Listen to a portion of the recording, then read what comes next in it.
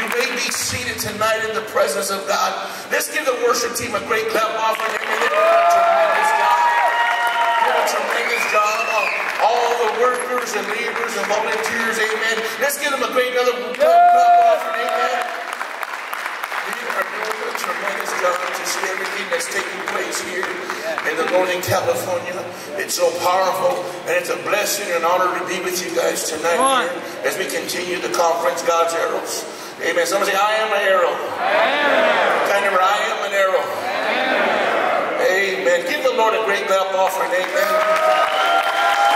Praise the Lord. If you have your Bible, turn me to Matthew chapter 16. Matthew chapter 16. I want to minister tonight on God can make an arrow out of a twig.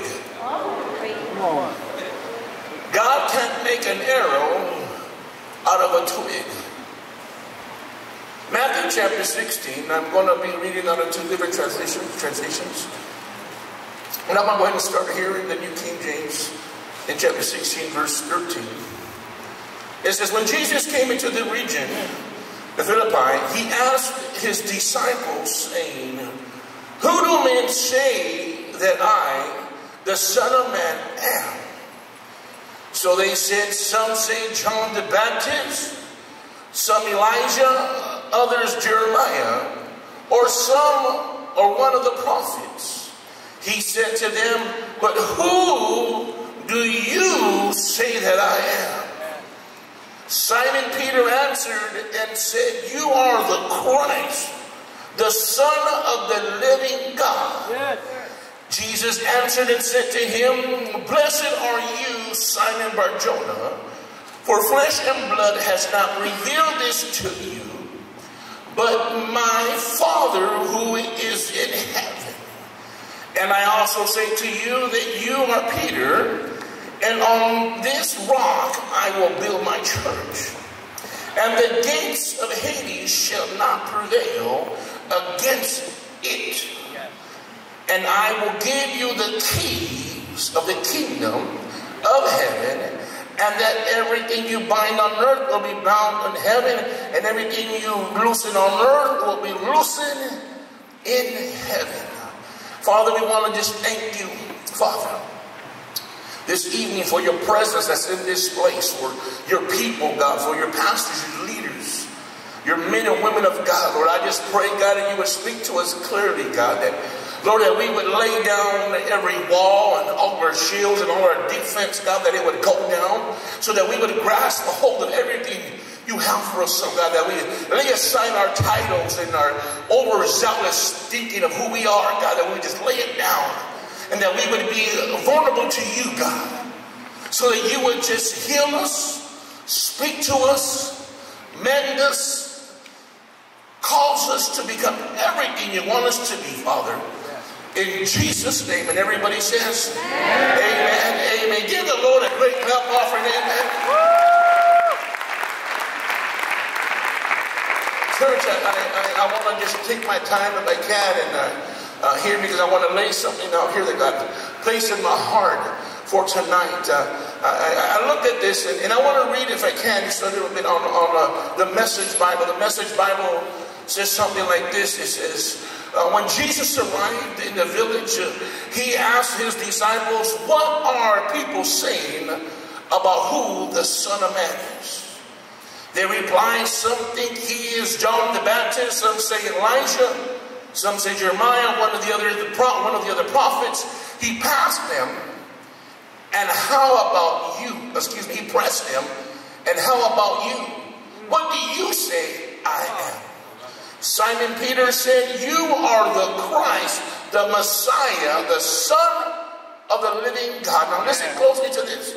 Jesus came back. God blessed you. God bless you, Simon, son of Jonah. You did not give that answer out of books or from teaching. Listen, listen, listen. My Father in heaven, God himself, let you in on this secret of who I really am. Come on, somebody. And now I'm going to tell you who you are. Who you really are. Come on. You are Peter, a rock. This is the rock on which I put together my church. A church so expensive. Listen to expensive. Which energy that not even the gates of hell will be able to keep it out. And that's not all. You will have complete and free access to God's kingdom. Come on, somebody. Amen. Access to God's kingdom keeps to open and every door. Keeps to open and every door. No more barriers between heaven and earth. Earth and heaven, a yes on earth is a yes in heaven. Listen to me. A yes on earth is a yes in heaven. And no earth is, and a no on earth is a no in heaven. Now, I want you to see a beautiful picture that is taking place. Now, listen to me closely, guys. Come on. God cannot make an arrow out of a twig. A twig, someone say twig. Twig. See, a twig is hollow. You've seen out here, you guys live in the desert out here. Hello, somebody. You see tumbleweeds, almost like that. Those tumbleweeds, when the wind blows, they go. He's saying that I can't use a lethal weapon out of something that is hollow. Something that has no substance. Something that has not caught it yet. Wow. Peter, church, believe it or not, was a twig. The word Simon means twig. Someone say twig. Twig. The word Simon means twig. And he would say, hey, Twiggy, come here, Twiggy. We all got nicknames, amen. Some of you guys got some gotcha nicknames. Come on. Mosca, Moco, all these crazy names.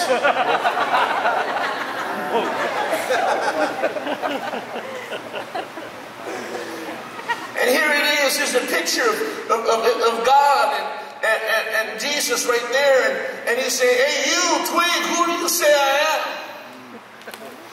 Who do you say I am? Now catch this. See, God was telling Peter the twig, I can't use you like this. Come on. You need to really understand who I am, twig. Come on.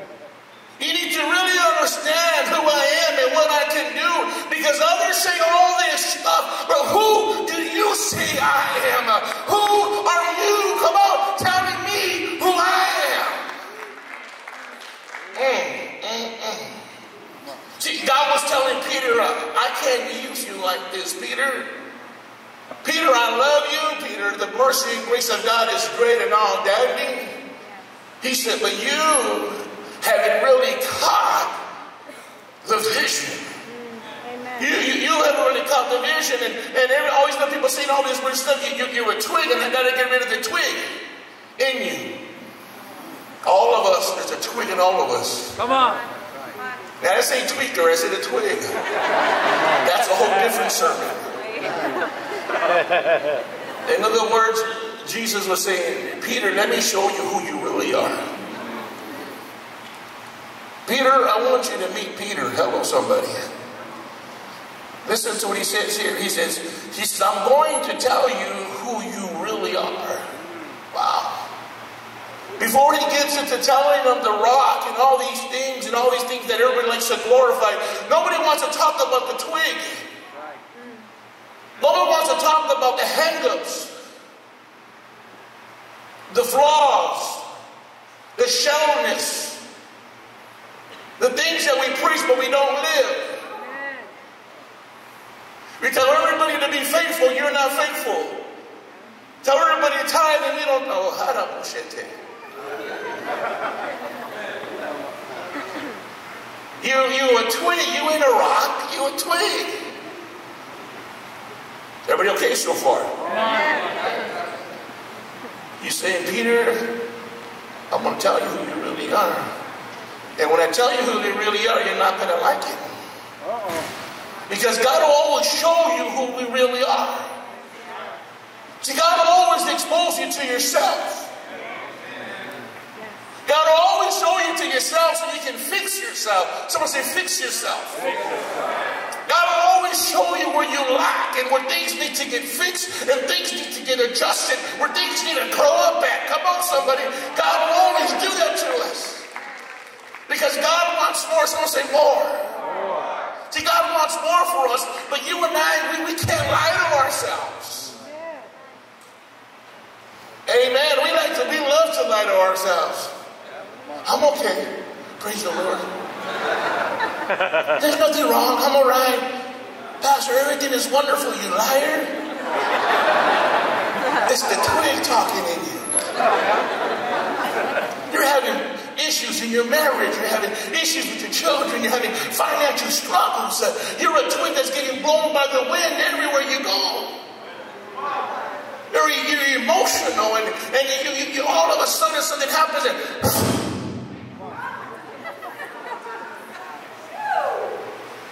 something happens, and here you are, vato loco, pito viejo. Something happens.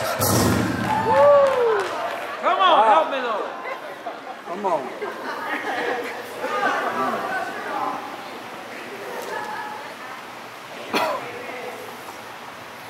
See, Jesus was getting Peter ready for his purpose. He said, oh, Peter, man, you got a purpose before you. You got something great before you. But the way you are right now, it ain't going to work. Some say it ain't going to work. The way you are, the way you're thinking, the way you're seeing things, the way you are right now, you have the mentality of a twig.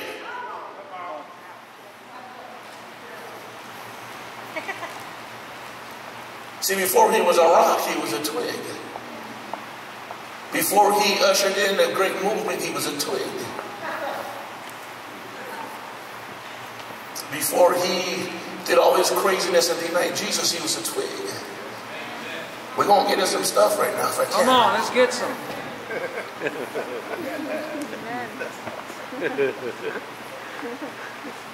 See, he's saying, Peter, if you don't fix some things in your life, oh, help me, Jesus, you will fall apart. Come on.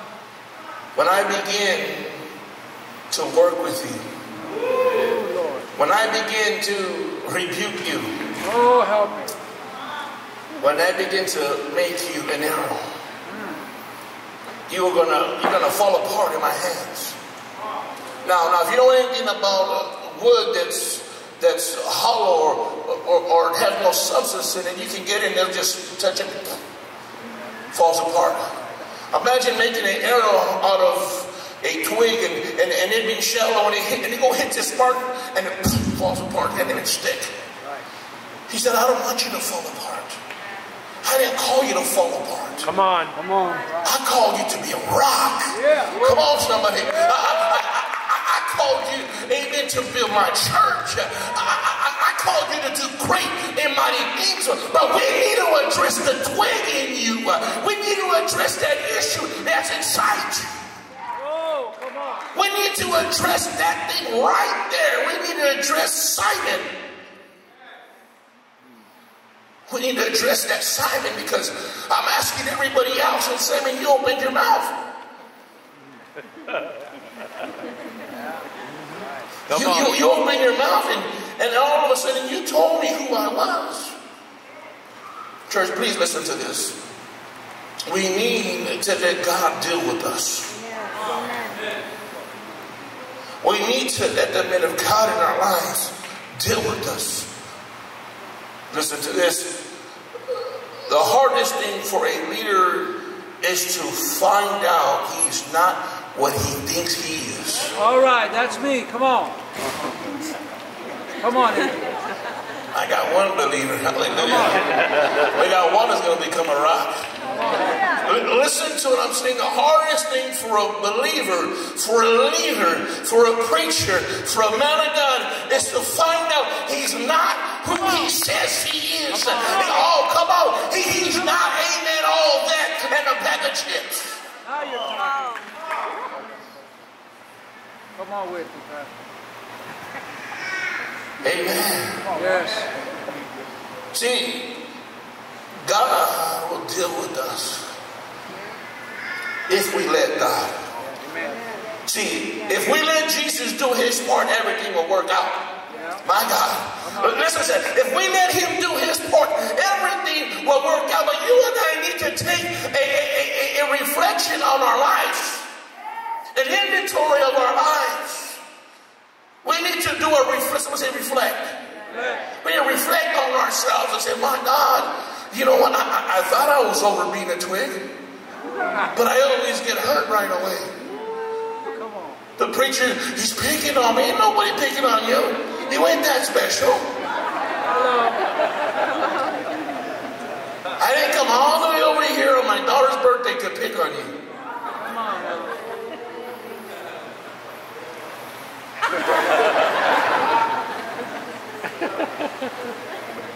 Jesus wants to address the twig in us. If you don't transition, you're going to stay a twig that's easily moved, that's easily bothered. But there is benefits. I'm saying benefits. There is benefits allowing yourself to be molded into something great. There is benefits in allowing yourself to become that arrow God's called you to be. There is benefits by allowing yourself to take inventory and say, okay, I do have an anger problem. I do have a frustration problem. I do have this and that problem. I am acting a little twiggy. Amen. Yes, sir. Come on.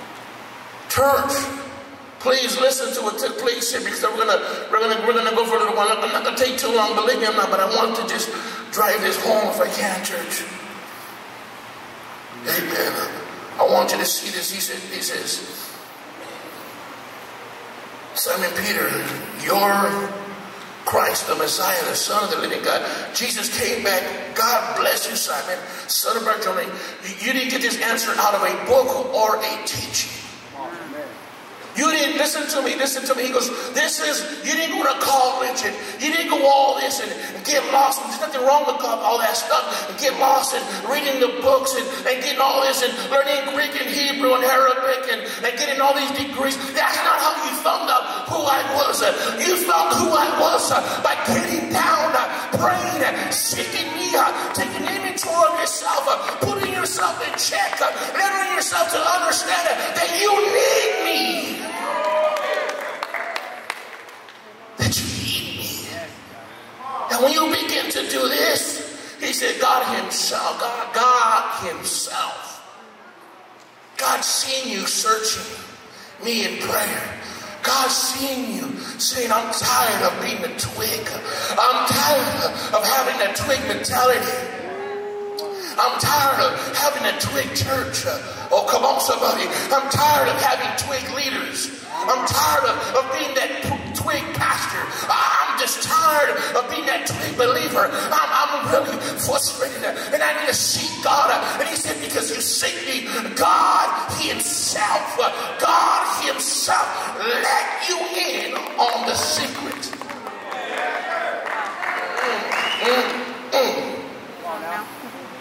God himself gave you the secret to my success, the secret to transformation, the secret to metamorphosis, the secret to change. I'm going to say change.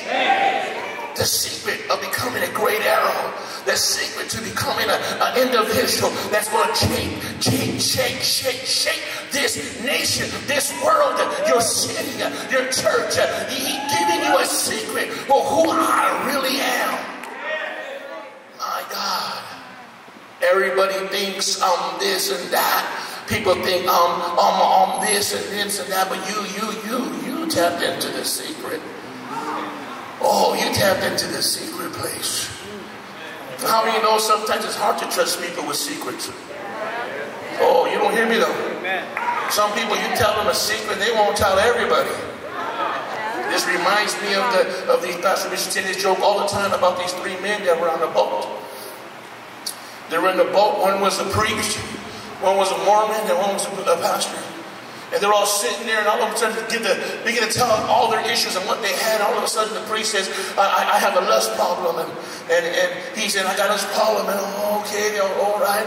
And then the Mormon said, yeah, well, you know what? I have a problem too. I like to drink. I love drinking. And another one in the corner, the pastors are all laughing and shaking. And he said, what's wrong with you? I have a gossip problem. I can't wait to get back and tell everybody.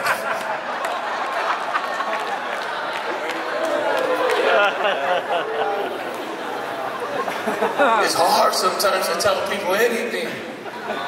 Come on now. You can't say nothing because as soon as you tell them I was on Facebook. There's some people, if I want a secret out, I tell them. I know you. Here we go. He goes on, he says this. And now I'm going to tell you, he said, since you found out who I am, I'm going to tell you who you are. Come on, somebody. Since you found out the secret, who I am. Now listen to this. Now I'm going to tell you who you are. I'm going to tell you who you are. And it goes on and says, really are. I'm going to tell you who you really are. Peter, I want to introduce you to Peter. Peter, you want to meet Peter, and Peter, you might not like what you meet, but this is who you are.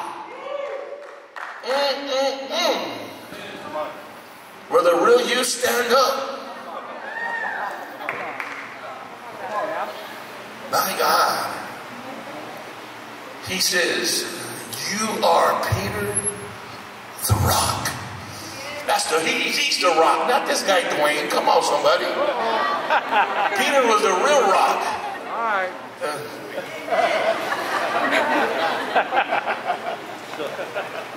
Now, please catch this. He's saying, Peter, you, Peter, the rock now. Since you found out who I am, because you found out who I am, you're going to find out who you are. Oh, you missed that. Let me say it to you. By finding out who I am, you're finding out now who you are. Because greater he that's in you than he that's in the world. You're finding out that I'm in you, and you are great, and you are mighty, and you're a rock. Wow. Now, please catch this. Please listen to this. He's saying, Peter, now you're becoming arrow material.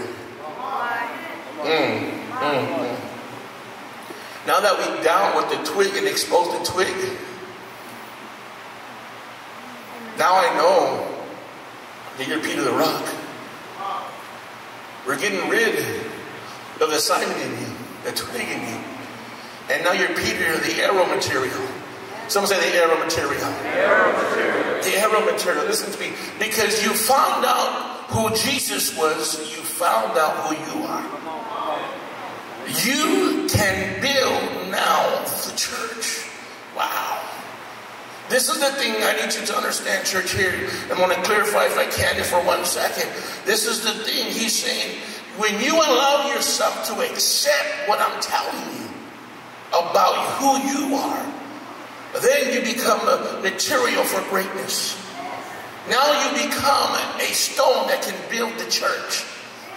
You become everything that I desire of you, because I knew when I called you, when you were a fisherman, I knew you were a twig. I knew you were messed up. I knew you were lost. I knew you were twisted. I knew you had all these issues in you. But I knew at the end of this that you were going to become a rock. That you were going to become mighty and great. And I know that I was going to use you to usher in a great movement, a great breakthrough. But you need to understand, you have to accept some things about you and stop trying to hide it. Stop trying to hide, amen, those flaws.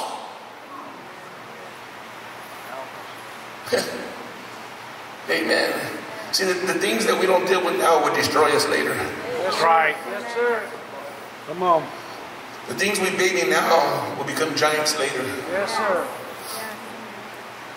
So he's telling them, look at, understand this. He says these words and he goes on. He says, you are Peter, a rock. This is the rock on which I will put together my church. Come on, somebody. He's telling them, church, he's telling them that I'm going to use you to put together my church. But because you allow me to deal with some things, when you allow your pastor to speak to you and deal with some of those things in your life, you begin to change and be transformed.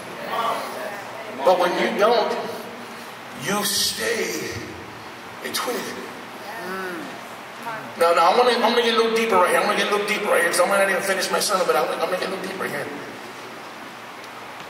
When you're getting done with, and when God is dealing with you, and when the men of God are working with you, when your shepherd is working with you, something begins to happen. The enemy would try to plant snake eggs in your mind. Snake eggs, and it talks about in Isaiah chapter 59, verse 5. Viper eggs. When you're getting talked to and you're getting spoken to, and the whole purpose is to get you out from stop being a twig. Something that cannot be used as an arrow. Something that's hollow, shallow. Something that can be sharpened or be worked with. But we pick you up like that because we seen vision. Come on. We seen purpose. We seen destiny. God sees something great on you. But when you begin to be dealt with and spoken to and a little advice, you know, I think you should. And if you don't accept it, all of a sudden the enemy will try to plant snake eggs in your mind. Amen. Now they might not have given birth yet, but they're planted there. Yeah. Your head looks like a carton of eggs. Huevona. Huevón. They haven't hatched yet, and what he told you last year didn't hurt you, didn't offend you, but an egg was planted. Come on, say that. And you might look like nothing and like everything was fine, and no, but all of a sudden, time goes by, and because you did not examine yourself, check yourself, clean yourself, get rid of those eggs, one gave birth. Bam!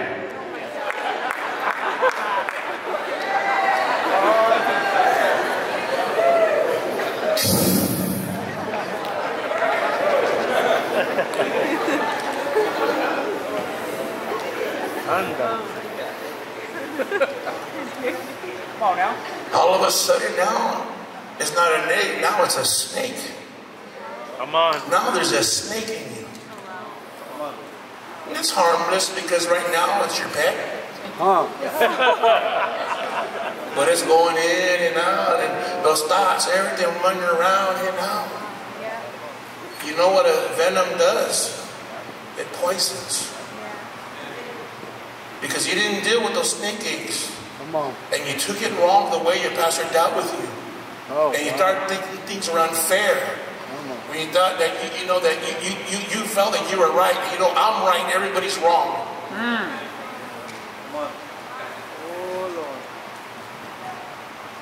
And everybody felt like that, you know, I'm right, everybody's wrong. Everybody, you know what I'm talking about? Yeah. No? Okay, you're lying. Praise the Lord.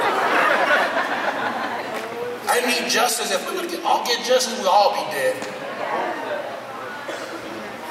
All of a sudden, those snake eggs pop. And their intention, church, is to poison you. Yes, sir. To infect you. Yes, sir. To destroy you. Come on. And all of a sudden, now you are stuck again, a twig. Because you did not deal with those snake eggs. Snake eggs are birthed in early ages of your life. If you don't deal with them. All of us will deal with things like that. But we need to destroy those snake eggs. Some say destroy. Destroy those snake eggs. Destroy those snake eggs. Here's Peter, and he's telling them, Peter's saying all these things, God's dealing with Peter, and he's telling them all these great things, and he's telling them, I'm going to build my church upon you. Because why? Because you dealt with some things. You allowed yourself to get past a lot of things. Because how many know real change hurts. Yeah. Good word. We can facade it, we can Christianize it. Christianese.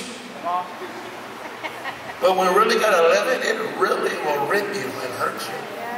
I seen my pastor, man, people do him wrong. I mean, up and down, and he'd be like, sorry, they're just okay, it's all right. I don't want to have no regrets later. I don't want to later on to have to get everybody together and have any regrets. I don't. I want to just be free from that. I'll be like, wow, I ain't there yet, but praise Him. That was back then. Now I've so much I've learned by just watching them and listening to them. And now my wife tells me, man, I go, my pastor taught me. He showed me don't take everything too much to the heart. Hallelujah. Amen. Because that's the way we get sometimes. We think everybody's out to get us. And because you're the pastor, sometimes you think you're always right. You're not always right, pastor. You know that, right? No? Yes.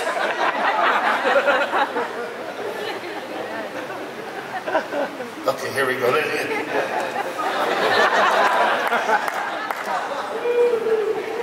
You need to deal with the snake egg. If we're going to become Peter the Rock, in other words, if we're going to become material that's usable to make a difference, to build His church, material that's going to make a change, material that's going to make an impact. Now, when you allow yourself all that to take place, church, I love this, because all of a sudden this begins to happen, church. All of a sudden, all these things begin to take place. He says, this is the rock on which I will put together my church. A church so expensive with energy that not even the gates of hell will be able to keep it out. Come on, somebody. They weren't able to stop it because why? Because you allowed yourself to be put on check. You know, you're becoming a better husband, a better wife, because you dealt with these things. Come on, somebody. You're becoming a greater believer, a greater disciple, a greater leader, because you dealt with these things, and all of a sudden things begin to happen. Now you're causing growth within the church, explosion, revival. Come on, somebody. Listen to what I'm saying. When revival comes, we either ignore it or ignite it. And if you're a twin, you're gonna ignore it. He goes on and says this, and I love what this says here. And that's not all. Some say that's not all. See, when you deal with the twin in your life, listen to what I'm saying. You become a material that's usable. Not, it don't stop there, church. This is what happens. You will have complete and free access to God's kingdom. Come on, somebody. Amen. Listen to what I'm saying. He's saying all of a sudden I want to give you access to the kingdom of God. Access. Amen. To the throne. I want to give you access. I want to give you the eyes. The key to open any door and every door. Wow. Church, me and my wife, we right at the conference that we just had a conference in August. I told me and my wife, babe, let's get away. Let's go seek God. Let's go get a hold of God. I mean, we went and we took off. We took about a month off. We didn't get the full month off, but we went and we began to pray and began to speak to God. And we went and we went for the purpose of just getting a hold of God and speaking God for direction and what God wanted for us. I said, let's go and evaluate ourselves. Let's go and shake some stuff off.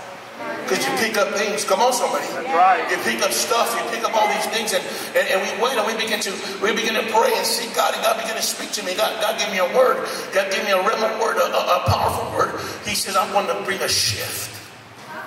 I want to be shifting some things. I'm going to be shifting some things in your life. And all of a sudden, I said, okay, Lord, okay. And all of a sudden, he gave me a scripture. And it's in Matthew 6:6 in the Message Bible.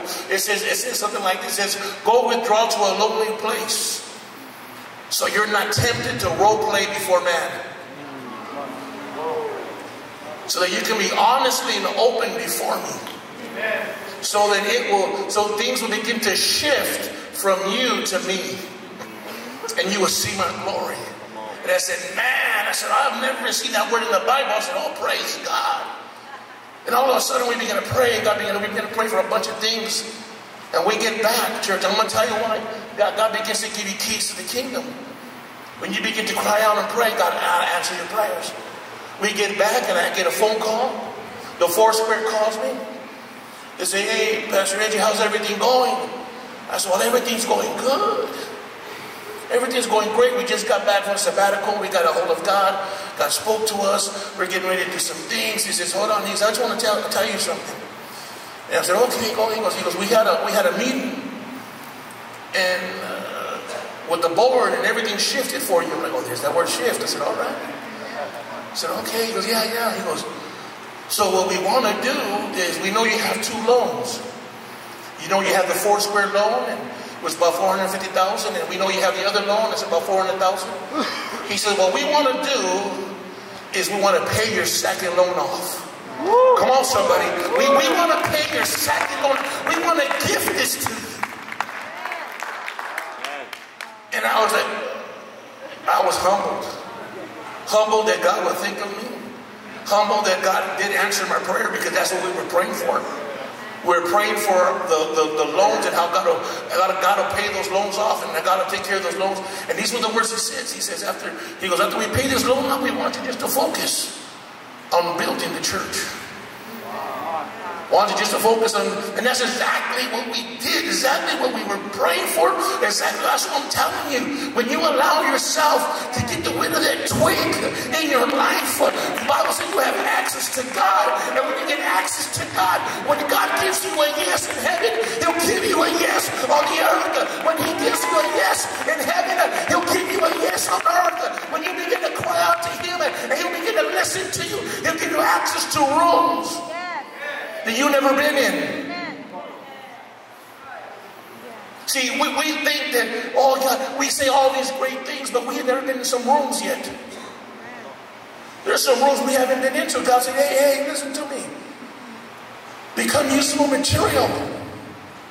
Become usable in my hands. Become that weapon of war. Become that arrow you're meant to be. And I'm going to give you access to rooms.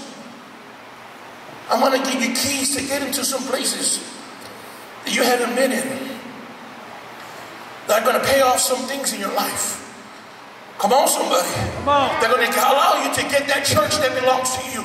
Oh, come on, somebody. To pick up that bed in your church. To open up, amen, homes and houses. I'm telling you that God has it for us. He has it ready for us. He said, I want to do things that are mighty and great. I want to give you access to them. Come on. Amen. I want to give you access to them. That's the power of God. That's how we evaluate our lives. We think we deserve things because we're pastors. No, you don't. We deserve things because we're believers. No, you don't. You deserve things because you allow yourself to change and be transformed and become usable material and become everything usable in God's hand. Can someone say amen? We can't expect things from God if we're doing the same old, same old. Everybody okay? Amen. Someone says access. Access. He's going to give us access. Now, this is what I love also. He says no more barriers. Wow. Come on, somebody. He literally said no more barriers. There's no more things that are going to be in your way. Because your biggest enemy is not the devil, it's yourself. Come on. We are our biggest enemy. The devil don't even lie to you anymore. He don't even talk to you no more. It's your flesh. It's that twig in you. No one loves you. No one cares about you. They don't visit you. They don't call you.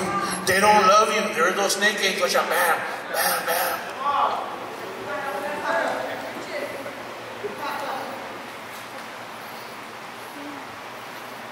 Come on, come on. I've never seen so many people leave while I'm preaching. Come on.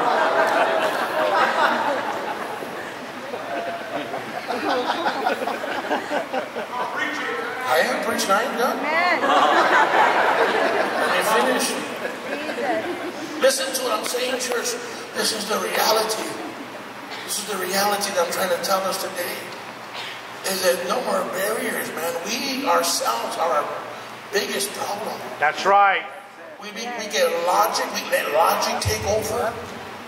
You know, on Star Wars, not Star Trek, but Star Trek, they have, what's the name of that group? The spiky ears, what do you call it? Spock, my God. There's some Spocks in the church. I'm going to have to preach a message on where's Spock at. Spock, man, I started watching this new Star Trek, and I was like, logically, we can't do this, and logically, and that guy looks and says, my God, he says, can you stop already? And that's how we are sometimes. Logically, we can't have conference. We can't do this. We can't church plant. Logically, we can't. You're a twig. That's what you can, and that's what you talk like that. Yes. Babe, we should get a new house. Oh, we can't. You're a twig.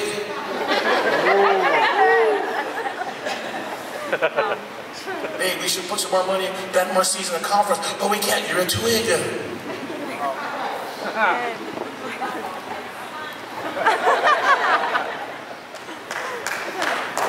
Got one person. All right, here we go. No more barriers. In other words, nothing can stop me. Barriers are meant for two things: to keep things in and to keep things out. He says, when you allow yourself to become usable and to become that material that can make a difference, those barriers that you used to have to keep things in you and keep you from the blessing coming in, they're going to get out of the way. Come on, somebody, they're going to get out of the way. They're going to get out of the way. They're going to get out of the way. And all that junk's going to begin to leave you. All that junk, all that madness, all that twink, all that don't belong there, it's going to go, and all the good is going to start coming in. Come on, somebody, amen. All of a sudden, that begins to happen. That begins to take place. Yes. You know why all that's taking place? And I'm going to finish. They can make the way up. The piano player can make the way up here. So I'm not going to go faster. I'm just going to finish the last one if I can. It goes on. It says there's no more barriers between heaven and earth. Earth and heaven. And yes on earth is a yes in heaven, and no on earth is a no in heaven. All this, church, of God allowing you to deal with the twig, so that you will begin to understand that become a material that can become an arrow that make a difference, so that you can have access to God. All this is preparing Peter for something. It's preparing him to be ready for deeper rebukes. So say deeper rebukes. Deeper rebukes. We don't want to get rebuked no more. We think because now we're leading, don't tell me nothing no more. You can't tell me nothing. I'm pastor. Don't tell me how to pastor. But I'm your pastor. But don't tell me. I got success. I got a person and a half.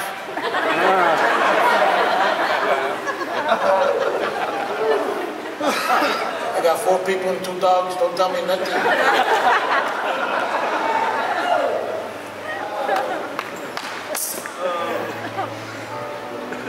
There's some people who say, Pastor, I'm with you, but they're not. Come on. If they have to proclaim it over and over, something's wrong with them. Wow. Come on now. Because I'm going to tell you what happened after all this. After God told Peter he was the rock and gave him access, took away barriers, took away everything, and told him, man, I'm going to tell you, I'm going to hear a bunch of yeses from me, and you're going to hear some no's too. See, this is what that says. You're going to hear some yeses and some no's. But don't get mad. Because those no's are really yeses in a different way.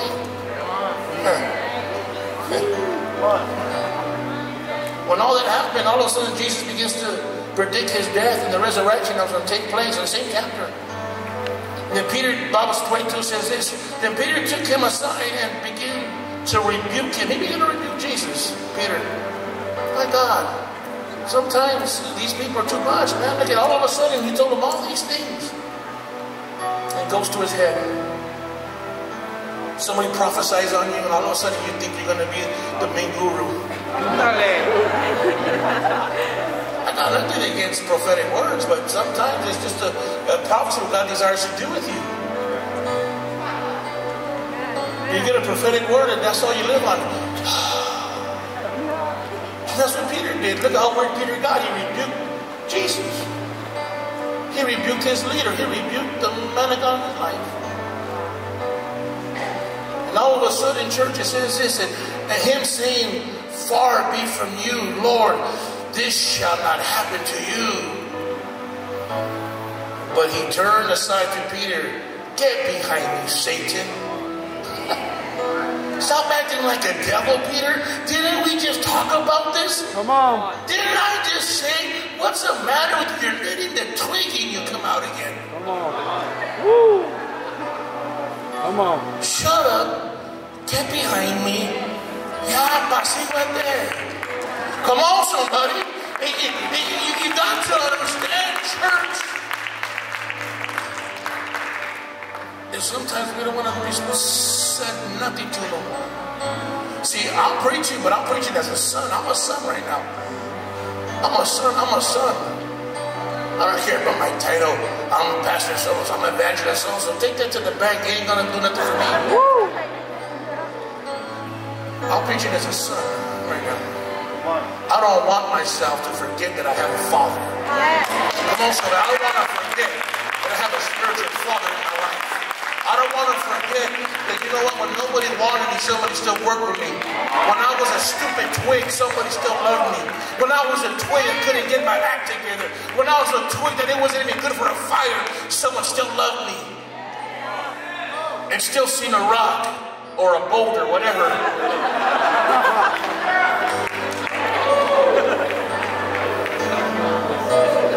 Let's all stand, church. Let's all stand. Let's all stand.